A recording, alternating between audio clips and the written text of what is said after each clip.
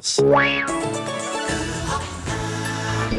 Alger. Retentissement mondial, celui du producteur Harvey Weinstein. Claude François qui est mort au milieu de C'est le premier jour de l'Euro. Et maintenant, écoutez Yuri Gagarin. 7h15, retour sur Actu à présent tout l'été. On va prendre le temps de vous emmener dans nos archives européennes. Bonjour Laure d'Autriche. Bonjour Thierry, bonjour à tous. Alors la justice continue de traquer ceux qui ont participé à l'Holocauste et le premier grand procès du genre fut celui d'Adolf Eichmann, le chef d'orchestre de la solution finale. Son procès débute le 11 avril 1961 et Europe 1 y était.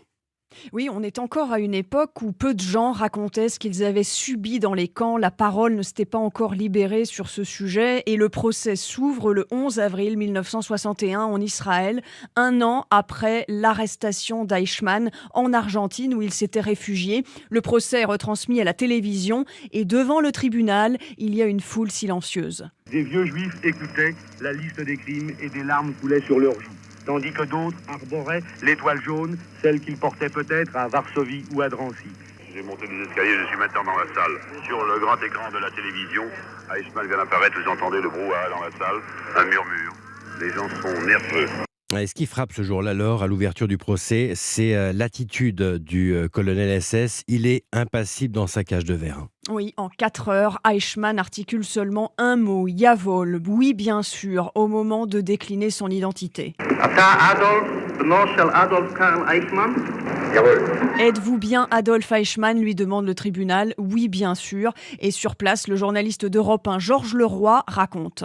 Eichmann croise les mains sur les cuisses, mais je vois ses doigts s'agiter. Il ne regarde pas la salle, mais légèrement tourné sur sa gauche, il fixe les 3 juges. Rien ne montre profondément l'inquiétude, la nervosité, la crispation de l'accusé, même lorsque le président énumère tout au long des 15 chefs d'accusation les détails sur les camps de la mort, les vieillards, les enfants, les femmes, le nombre des victimes et les souffrances qu'elles ont endurées. Et même 8 mois plus tard, à quelques heures du verdict, en décembre 61, Eichmann ne regrette rien et continue de se dire innocent. On entend alors sa voix caverneuse s'élever dans la salle.